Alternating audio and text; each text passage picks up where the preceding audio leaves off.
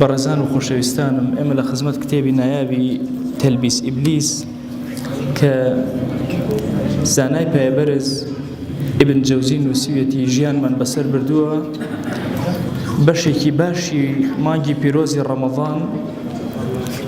لە خزمەت ئەم کتێبە نازدارا بوون. کتێبی تەلبیس ئیبلیس کە ئەم مانگی پیرۆزی ڕەمەضانە لە خزمەتیا بووین، یەکێکە لە کتێبە زۆر نازدارەکان، زۆرێک لە فێڵەکانی شێطانی بۆ ئێمە بەیان کرد، چاوی کردینەوە کە شێطان چۆن فێڵ لە ئینسانەکانەکە و تووشی گوناهیانەکە.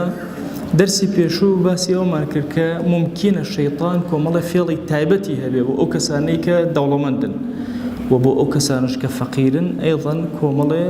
فێڵی تایبەتی هەیە. ئەفەرمێ ئەو فێڵانەی کە شەیطان تووشت ئەکا بێت و خۆت دەوڵەمەند بیت و خۆت بە فەقیر پیشان بدەی. ئەمە یەکێکە لە فێڵەکانی شەیطان کە ئیبن جەوزی باسی ئەکە. ئینسانی موسڵمان ئەگەر خوای گەورە نیعەمێکی دا، ئەثەری نیعمەتەکان ئەوێ بەسەریەوە دەرکەوێت. بەتایبەتی مەسەلەی سوالکردن و داواکردن لە خەڵک یەکێک لە شتە زۆر خەتەرەکان بریتێ لە سوال لە حیاتی ئینسانە. یا وای خۆی وا پیش مەرج نییە سوال تەنها بەدەم بێ، وەکو ئیمامی غەزالی باسەکە سوالمان هەیە بەدەم، سوالمان هەیە بە لاشە و کردەوە. سواڵی دەم ئەوەیە ئینسان ئەبینین ڕۆژانە یەن هاوارەکەن و ئەقیڕێن لە مزگەوتەکانە، ئەمە سواڵی دەم. سواڵی کردەوە کەسەکە خۆی وا پیشانی خەڵک ئەدا هەتاوەکو خەڵک خەیری پێ بکە، تا خەڵک سواڵی پێ بکە. هەردوو جۆرەکە فێڵ و تەڵەکەی شەیطانە. پێغەمبەری خوا صلی الله عليه وآله وسلم ئەفەرمێ من سأل أموال الناس تكثرا، هەر کەسێک داوای ماڵ و سەوت و سامان لە خەڵکە بۆی ماڵ و سەوت و سامانی زیاد بێ، نەک بۆی حاجەی هەبێ و مناڵەکانی خۆی خەریکە تەواو ئەبێ، نە تەکەثڕا. طبعا زۆر کاتە بینن من خۆم بۆ خۆم یەکەم لەو مەلایانەی کە زۆر معارضم کە پارە بدرێ بە سوال کرد، چونکە لە شەرعا چۆن واجبە لەسەر ئەو پارەیە پەیاکەی لە ڕێی شەرعی و حەڵاڵەوە، ئەوە واجبە لەسەر لە شوێنی خۆیان دایبنی. بەتایبەتی سووری و ئێرانی و هەرچی مزگەوتە پڕ بووە زۆر کەمتیانەیە صادق بێ. یعنی ئەگەر 1000 دانان بێنی تحقیقکەی 999 درۆزن دەرەچێت. بۆیە تۆ سوور ئەزانی ئەم کەسە درۆیە پارەی ئەدەیتێ گوناهبارە بێ، مە فێڵی شەیطانە لە تۆ، چونکە بێ بزانی ئەو پارەی و لەکوێدانە. اینجا هاوکاری ئەو ئەکەی لەسەر چی؟ لەسەر سوال فێری ئەکەی. وی ئومەتی پێغەمبەر صلی الله عليه وسلم ئومەتێکی وریایە، تەمەڵیە. وەڵا کاکە ئاخر داوا ئەکە ئەی چی بکەم؟ نە، داوا ئەکە بێت دەرسی دا بدەی. ئەگەر زانیت فەقیرە بیدەرێ، ئەجری خۆت دەستگیر کە، ئەسپی خۆتی تیا تاودە. زانیت فەقیر نییە، یەک فلسی بدەیتێ تۆ گوناهباری تێیە، چونکە فێری ئەوەت کردو کە سوالکە، فێری ئەوەت کردو دەستپان کاتەوە. بۆی ئینسانی موسڵمان ئەبێ زۆر وریایە مامەڵەک. یعنی ئەنواع فێڵی سوالکەرەکان ئەمڕۆ دیقەت ئەدەی لە پەنای خەسەخانەیەکە هەرچی عەیادەیە بڕۆ پڕە. 5 جار بچە بۆ عەیادە، هەر 5 جارەکە نەفەرێکی یاڵێ ماڵم نازانم لەکوێ، ئایسە پارەم لێ بڕەوە تۆزێکم بێت. عەینی نەفەریش. ئەبێ موسڵمان حەذر بێ، زیرەک بێ، وریا بێ. گێژیەتی موسڵمانیان نەوتووە. بۆی ئەبێ زۆر بە وریانە قەت سۆزت نەجوڵێ بەرامبەر بە کەسێک کە مستحق نییە. سۆز لە شوێنی خۆیان ئەبێ بجوڵێ، ئەبێ لە مەیدانی خۆیان ئینسانی موسڵمان بزانێ چۆن ئەو سۆزە ڕائەگرێت، چۆن مامەڵەی لەگەڵا ئەکە. ئەفەرمی ئەو کەسەی کە تەڵەبی ئەموالی خەڵکە بۆی ماڵی زیاد بێ کە ئەنەما یەسئەل جەمڕن، کە ئەنەما پشکۆیەکی داوا کرد. ئەو پارانەی کە پێی ئەدرێ پشکۆیە، دەی باواز بێنە لەم سوالکردنە یا هەر خەریکی کۆکردنەوە بێ، بزانن لە نەتیجە چی لێ. ئیمامی موسلیم فەرمایشتەکەی ڕیوایەت کرد. بۆیە ئەبێ زۆر ئاگامان لێ بێ. بەبیر من ماوەیە کار فەقیرە ڕووی ئەکردە مزگەوتەکان، ئەگەر من لێو مەلا بوو مایەم و ڕەحمەتی خوا لەو کەسەی هیچی ناداتێ، بەعکسی ئەوە. دوای زۆر کەسێک کورە ماوەسە چۆن کاکە موسڵمان بێ زیرەک بێ، بە وریا بێ. هەر یەکێک لەوانە ئەنواع لیجان هەیە، ئەنواع ڕێکخراوی خەیریە، ئەنواع توانێ بچێت لەوانە داواکە. ناکرێ ئینسانی موسڵمان بێت بخەڵەتێ بەمانە. لە هەردوو تەڕەفەوە فێڵی شەیطانە، کە تۆ پارەی ئەدەیتێ هەر فێڵی شەیطانە، کە ئەو وەری ئەگرێ هەر فێڵی شەیطانە. لەو نابێ هاوکاری شەیطان بین لەسەر یەکتر، نابێ هاوکاری شەیطان بین لەسەر یەکتر. ئەگەر فەقیریش بووی هیچ لە خەڵق قبوڵ نەکەی، ئەکاتە لودبەرزی. ئەبێ ئاگار لێ کەسێکی فەقیری شایستەی. فەقیەکەم جارێ ناردوو بۆ مەلایەتی مەعاشی نەبوو، تازە ژنی هێناوە، هیچ فلس دیناری پێ نییە پرسیارەکەم لە خەڵک بەخوا ماوەسا یەک فلس لە کەس وەرناگرێ بێتمەوەتیوە لە برسا ئەمرێ یانی چی لە کەس وەرناگرێ خۆ تۆ نانە نەبێ ئاو نەبێ مناڵ تازە ژنەیە نابێ یەک دنیا موسیبەت خزمەتی دینی خەڵکە واجبە لەسەرێ بە خزمەتەکە ئەچم پێڵێ مەڵێ وەڵی ماوەسا پێم جائیز نەبوو ڕۆڵە بۆ پێ جائیز نەبوو کە تۆ خۆی گەورە ئەم شتەی بۆ حەڵال کردووی یعنی چی پێم جائیز نەبوو وتم ئەم پێ ئەوترێ زوهدی درۆ ئیمامی غەزالی ناوی لەناو زوهدی درۆ کە تۆ محتاجی زوهد ناکەی پێغەمبەری خوا صلی الله علیه وسلم ڕۆژێکیان هەندێک پارە لە کیسێکا بوو ئیمامی عومەری بان کرد فەرمووی ئەمە بگرە بۆ خۆت فەرمووی ئەعطه من هو ئەفقەڕ منی ئەی پێغەمبەری خوا صلی الله علیه وسلم بیە بە کەسێک لە من فەقیرتر بێ فەرمووی چی خۆشەویست فەرمووی ئیذا ئەتاکە من هذا المال ئەگەر ئەلەم ماڵە هاو بۆ تۆ فەخوذه ڕێک وەریگرە تۆ نەداوات کردووە نە کەس باسی کرد من خۆم پێم داوێت وەریگرە وإلا فلا تشرف عليه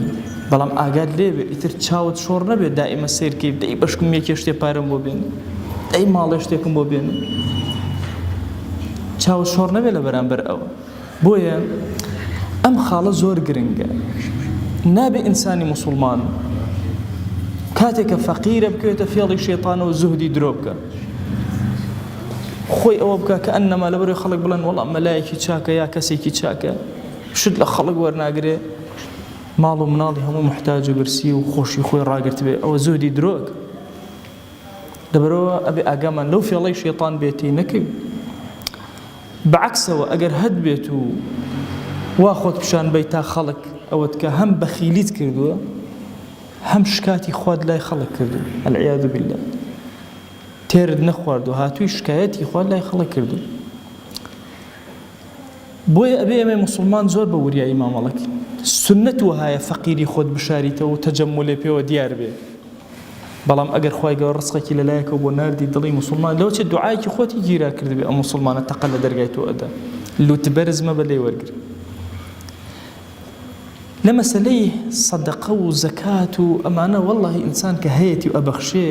وە نییە منت کا بەسەر فەقیرە کورە وەڵڵا مەمنونی فەقیرە بی کە ئیدەیت وەرە ئەگەر فەقیر هەموویانمان بگرن بڵێن وەڵای ئەمە زەکات و سەرفیدە وەرناگرێ قوڕی کوێکەن بەسەرمان هەی تۆ مەمنونی چکە مەهی تۆ نییە ئەرکێکە بەسەر شانتەوە تەسلیمی ئەەکەی بڕواکەن جارێک دۆستێک ماڵێکی دانابوو بیدا بە هەتیوێک کاتێک تەرتیبمان کرد بۆ 2 ساڵە هەتیوێکی تیابێ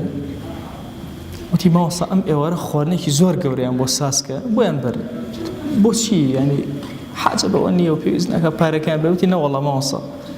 بەو خوای ئەوە 3 مانگە 4 مانگە زۆر مەمنونم کەسێ بچێتە ناوی زۆر مەمنونم هەتیوێکم دەستکەوێ بچێتە ناو ماڵەکە دەستم ناکە ئەوە خێر و سەدەقە بۆیە خوا جەل جەلالوهو کاتێک کە باسی سەدەقە و خێر و خێرات و ئەمانەت بۆ ئەکا ئەفەرمێ ومما ڕەزەقناهم ينفقون خۆتە پیاوەتی ناکەی خوا ڕزقێکی بە تۆ داوە شتێکە لای تۆ تۆ ئەیدەیتەوە بە هەژارێک لەبەرە زۆر مەمنونی کە هەژارەکە لە دووەرەگرێت وەڵڵا ئەگەر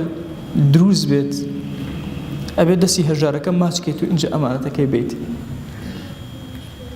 حتا وەکو ئەو هەژارانە بمێنن بەرەکەتی خوا لەسەر زەویە ئەمێنێ حتا وەکو ئەو دەڵۆمەنە جوانانە بمێنن بەرەکەتی خوا جەل جەلالوهو لەسەر زەویە ئەمێنێ فێڵێکی تری شێطان لەسەر فەقیرەکان ئەوەیە کەسی فەقیر خۆی بە باشتر بزانێت لە دەوڵەمەند ئەفەرمێیە ئیبن جەوزی ڕەحمەتی خوای لێبێ فەرمێکی لە فێڵە زۆر خەتەرەکان ئەمەیە وا بزانی کە تۆ فەقیری ئیتر لە دەوڵەمەندەکان زۆر باشتری ئەبەو شێوازە نییە خەیریەت لەسەر زەویە حەقی بەسەر فەقر و وجود و عەدەم وجودەوە نییە فەقر و غیناوە نییە تۆ کاتێک کە ئەبەخشی لە پێناوی خوایە خوا پێی داوی ئەجر و پاداشتی خۆت هەیە تۆ کە فەقیری و سەبر ئەگری هەر ئەجر و پاداشتی خۆت هەیە بۆیە عولەما ئەفەرمون ئایا شکر و سەبر کامیان باشترە هەد بێت و شکرکەی یا نەدبێت و سەبرگری و ئارامگری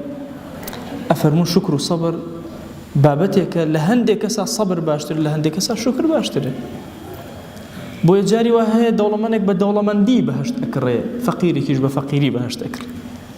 بۆیە بینی سەیدنا عوثمان ڕەزا و ڕەحمەتی خوای لێبێ یەکێکە زۆر کیباری دەوڵەمەندەکان عەبدوڕەحمانی کوڕی عەوف لە زەخمەکان ملیارلێرەکان لەگەڵ ئەوشا دەرگاکانی بەهشتیان بۆ کراوەتەوە موژدەی بەهشتیان پێدراوە لە عینەن کاتە لەوە ئەچێ کەسێکی زۆر فەقیر و هەژار هەبێ بەو فەقیری خۆی تەقە لە دەرگای ڕەب العالەمین بدا و دەرگاکانی هەموو بەسەرا بکرێنەوە کاتی حەدیثەکەی پێغەمبەری خوا صلی الله عليه و آله وسلم ئەفەرمێ کەسێک ئەبینی ئەشعەثە ئەغبەرە تەپ و تۆزی پێوەیە قژەکانی شپرز و جلەکانی شپرز و لەو ئەقسەم عەلە الله لەئەبەڕەهو مەبەست ئەمە نییە تەنها کەسێکی فەقیر بێ والله جاری وایە کەسێکی زۆر دەوڵەمەند ئەبینی زۆر بە سادە ئەژی جلەکانیشی جوانە مڕەتەبە بەڵام لا يؤبه به کەس گوێی ناداتێ والله لەو ئەقسەم عەلە الله لەئەبەڕەهو سوێن بخوا لەسەر خوا بۆی جێبەجێەکەیەکە لە ئەولیای خوا بۆیە ویلایەت ڕەبتی تەنها بە مەسەلەی فەقیرەوە نییە ئەو فکرە هەڵەیە کە دەرسێک لە دەرسەکان ڕوونم کردەوە کە تۆ تەسەور وەها بێ جلێکی شپرز و نانێکی ڕق ئیتر تۆ ئەکاتە وەلی خوا ممکنە لەو پەڕی تێریە تۆ وەلی خوا بی لەو پەڕی دەوڵەمەندیە وەلی خوا بی بۆیە کەسی فەقیر نابێ عوجبێک بۆ خۆی دروستکە لە نەفسی خۆیە ئەوە فێڵی شەیطانە وە ئەبزانێت لە هەرچی کەسی دەوڵەمەندە باشتر بۆیە ئەصحاب ئەمان بەباشی تێگەیشتبوون بۆیە هاتنە خزمەت پێغەمبەر صلی الله عليه وسلم فەرمویان ذهب أهل الدثور بالأجور والله ئەی پێغەمبەری خوا صلی الله عليه وسلم خاوەندارەکان و خاوەنداراییەکان هەرچی ئەجر پاداشتە هەمویان برد ئەوان نوێژ وەکو ئێمە ئەکەن ڕۆژ وەکو ئێمە ئەگەن سەدەقە ئەکەن خێر و خێرا ئێمە سەدەقەمان نییە بیکەین فەرمووی بڕۆ سبحان الله والحمد لله ذیکرەکان کەن دوای هاتنەوتیان والله ذیکرەکانیش ئەکەن ذلك فضل الله يؤتيه من يشاء فضل خواه يا بهر كسك ايدا امانه كعرض كردن همو في الله كان الشيطان بو لسر فقير كوتاشد لخدمتنا في الله كان الشيطان لسر جنان طبعا زوز بنينايه اما ني باسكرو ابن جوزي ناتوانين چند دانيكي بچوكم هەڵ بژاردو باسيك یەکەم ئەفەرمێ کوڕە ڕۆشتن بۆ لای ساحر و ماحر و کاهین و نازانم فاڵگرەوە و کورمە فێڵێکی زۆر گەورەی شێطانە لە ئافرەتان والله هەر ئافرەتێک هەر پیاوێک دەقی فەرمایشتی پێغەمبەرە صلی الله عليه وسلم بچێتە لای ساحرێ بچێتە لای کاهینێ جادوگەرێ هەر شتێک بچێ بەس پرسیاری لێ بکە پرسیار چل ڕۆژی ڕێک چل شەوی ڕێک هیچ عیبادەتێکی وەرناگیری خۆ ئەگەر لە دڵەوە بەڕاستی بزانە کافرە دوو فەرمایشتمان هەیە پێغەمبەر صلی الله عليه وآله وسلم فەرمێ هەر کەسێ بچێتە لای کاهینێک لای عەرافێک فسأله عن شيء یەک پرسیاری لێ بکە لە هەر شتێک لم تقبل له صلاة 40 ليلة چل شەو نوێژێکی لێ وەرناگیرێتەوە یەکێکیان ئەفەرمێ من أتى كاهنا فصدقه بما يقول بەڕاستی بزانێ فقد برئ مما أنزل على محمد صلى الله عليه وآله وسلم بريء بێ لەم دینە بۆیە ئەبێ زۆر هوشیارانە مامەڵەک بۆ خۆیە ئەمڕۆ لە کوردستانە ئەم فێڵەی کە ئیبن جەوزی باسی ئەکە زۆر زۆرە تەسەور کە هەر ئافرەتەوە فڕک بۆ لای ئەم مەلا و فڕک بۆ لای ئەو شێخ و فڕک بۆ لای ئەو کەسێ ڕوقەی شەرعی ئەخوێنێت و هەر یەکەی بۆ شتێک و یەکێک ئەڵێ وەڵا نازام دەمی مێردم بۆ بەسە یەکێک ئەڵێ وەڵا خۆشەویستم کە لای مێردم یەکێک ئەڵێ وەڵا نازانم هەمووی ئەم قسانە یان بزانە من کچەکەم عاقبەتی چۆنە بێ ئەو نازانم چی ئەم خوڕافیاتانە لە ئومەتی پێغەمبەر صلی الله عليه وسلم شەیطان زوو زاڵە بێ بە تایبەتی چینی ئافرەت وەڵا جلێکم دیار نەماوە بزانم کێ دزیوێتی با بچم بۆ لای کاهینێک کورە نەک بە 40 ڕۆژ عیبادەتێ وەرناگیرێ یان هەندێک جار وەڵا سحرم لێ کراوە بزانم کێ لێ کردووم هەر کەسێ پێوتی فڵان کەس سحری لێ کردەوە کاهینەوە عەرافە ئەو فاڵگرەوەیە تأكيد بڕوات پێی هەبوو بەری لە ئومەتی پێغەمبەر صلی الله عليه وسلم کێ ئەزانێ کێ سحرێک وەڵا خزمێکتان کردوێتی قژی زەردە و چاوی کاڵە و اینجا ئەدەی بەناو خزمەکانە وەرە کێ قژی زەردە کێ چاوی کاڵە هەر یەکی ئەدۆزیتەوە قابلە یا وەڵا باڵای ئاوایە چوار درۆ بۆ ئەکە ئەو خەڵەتێنە و پارەکەش ئەبە نەکبەت ئەو کەسانش کە ڕوقەی شەرعیەکەن عینەن تەلبیسێکی ئیبلیسی زۆر خەتەر هەیە لەسەریان وحید عەبدولسەلام بالی یەکێکە پیاوە گەورەکان کە لە ڕوقەی شەرعیە ئەفەرمێ نزیکەی 20 ساڵ خەریک بوو ڕوقەی شەرعیم بۆ خەڵک ئەکرد جنۆکە هاتن شتیان پێوتن ئەڵێ دوایی تێگەیشتم هەر هەموو من خۆم کەوتمەتە فێڵی شەیطانەوە هەر هەمویان درۆزن بوون هەرچیم بە هەرچی ئەوە درۆ دەرەچوو زانیم کە شەیطان خۆمی خەڵەتانەوە بە ناوی ئەوەی کە شتانێک ئەهێنێتە دڵم وا تەسەوڕەکەم من لە خواوەیە هەمووی لە شەیطانەوە بوو بۆ ئەمانەیە بڕێک ڕوخەی شەرعیەکەن وەڵا کاکە بچۆ لە فڵانە شوێنی ماڵەکە تا بگەڕێ شتێک ئەدۆزیتەوە یا بڕۆ بە وردی لە ماڵەکەدا با شتێک بدۆزی کاکەوە خۆ چییە لە ماڵەکە بگەڕێ شتێ هەرە دۆزێت ناوکە خورمایەکە دۆزێتەوە مناڵێ فڕیاوە لەوێ مێرولەش بڕێکی لێ خواردو ئەها ماوەسە شتێکی لێ نووسراوە ئەمەمان دۆزیەوە کورە بێعەقڵ کورە ئەم دینە عەزیمە ئەم ئینسانە عەزیمە خوا جەلە جەلالو خەڵقی کردو خۆ نایدا دەستی ساحیر و ماحیر و جنۆکەشتیوە ئینسانی موسڵمانە بێ زۆر واعی و عاقڵ بێ دائما و کەسانەی کە خەفیفن لە دینداریە تووشی ئەم حاڵەتانە هەموو ئەوەی کە لە ماڵەکەی تویا سحر کراوە بەس ئایەتە الکورسی بخوێنەوە والله سحر لە ماڵەکەتان نامێن بەس ئایەتە الکورسی کورە سحر چیە دنیا عالم هەمووی لێ ترسە ئینسانی موسڵمان ئەبێ زۆر جوان مامەڵەکە وریا مامەڵەکە اینجا کەسێکتان بینی سەلەفی بوو سۆفی بوو شێخ بوو هەرچی و بە ناوی ڕوقەی شەرعیەوە دەستی پێکرد لە خۆی نوقڵانەی لێدا هەر کەسێک وتی سحری لێکراوە کێوتی جنۆکەوتیای کێوتی ئەوە نە جنۆکەوتیا جارە ژمارە جنۆکەی وت ئیلا درۆزن کەس نازانێت چوزانی تۆ نەکبەت وەڵا ئەوە سیاسەتی تێەوە پەنجای تێەوە بیسی تێەوە هەموو ئەمان ئەسڵ و ئەساسی نییە ئەبێ ئینسانی موسڵمان زۆر چاوکراوە بێ والله ئێستا هەندێک جار سیرەکەی وڵا تەسویرێکی ماڵەکەتم بۆ بگرە بۆ بنێرە تەسویر ماڵەکەی وڵا لە فڵانە شوێنە هەیە ماڵێکاتوان وڵا ماسەڕک چوین لەو شوێنە هەبوو لێوتم قەسەم بەخوا ئەو کەسە ساحیر ئەمنە ڕیشیە بێر ساحیر کورە نەکبەتان سانی موسڵمان بێت چاوکرا وڵا ئەوە ناوی دایکێت چییە نازانم چی هەموو فرت و فێڵی ساحیرەکان ئەبێ موسڵمان وریا بێ بە تایبەتی چینی ئافرەتان ئیبن جەوزیە فەرمێ مە فێڵێکی زۆر خەتەرناکی شەیطانە بۆ ئافرەتان ماڵەکەشیان ئەبا دینەکەشیان ئەبا حەیاشیان ئەبا تەوەکولیشیان بەخوا ناهێڵێ کێشەکانیان زۆر زۆرە مەسەلەی ئیسقاتی ڕەحم مناڵ لە باربردن کەیکێکە لە گرفتە زۆر گەورەکان شەیطان ئافرەت ئەخەڵەتێنە بەخوا پێم ناکرێ و نازان پێم بەخێ و ناکرێ و فەقیرین و نەخۆشم و مناڵەکەی ترم وردە و هێشتا ئەو گەورە نەبوو ئەم قسانە لای خوا فلسێک نایێنێ حەچی ناخوات ئینسانی موسڵمان خوا مناڵێکی پێ عەتا کرد ئەبێ حیفاز لەسەر ئەو عەبدە بکە لە ناو سکیە نابێتە هۆکاری فەوتانی ئەولادی خۆی و مناڵی خۆی ئەمە یەکێکە لە فێڵەکانی شەیطان و یەکێکە لە زۆرترین پرسیار کە لە ئێمە کرد ئاخر نەگەیشتۆتە چل ڕۆژ و ئاخر تەنها 3 ڕۆژە و ئاخر خۆ من هێشتا دروست نەبوو دوو جۆر ویلادە هەیە دوو جۆر ویلادەی یەکەمین لەحظەی دروستبوونی مناڵ دەست پێەکە ئەوە بە شەرێکە وەکوە مناڵێکە نەخۆش بێت و بیفەوتێن یان تااقەتێ نەبێ مناڵێ بەخێوکەی لە مناڵەکانە بڵێ وەڵا بیفەوتێن حج مەجالاتێکی شەرعی لەو بارانە ناکرێتەوە ئەبێ زۆر بە وریایی مامەڵە لەگەڵ ئەوانە بکرێت شتەکانی تر زۆرن خۆ نەشۆردن لە کاتی عادە و پاکبوونەوەیە جاریوە ئافرەتێ پاکە بێتەوە شەو ڕۆژێ اینجا خۆشەوە وەڵا بە حجێ ئەوەی ئاوم دەست نەکەوت نازام چی لە دەرسێکا بە درێژی باسی خۆشۆردن و وەساویسی شەیطانم کردو یان لە کاتی نوێشکردنە کەشفی شوێنێکی ئەبێت گوێی ناداتێ هەر شوێنێک غەیری مەچەک کە ئەڵەم مەچەک نەک یعنی قۆڵ و دەست مەچەک ئەوەندەی دەست لەگەڵ دەم و چاو زیاتر لە هەر شوێنێکت دەرکەوت بەدەستی ئەنقەس یەکسەر داد نەپۆشیەوە نوێژەکەت بەتاڵە بێت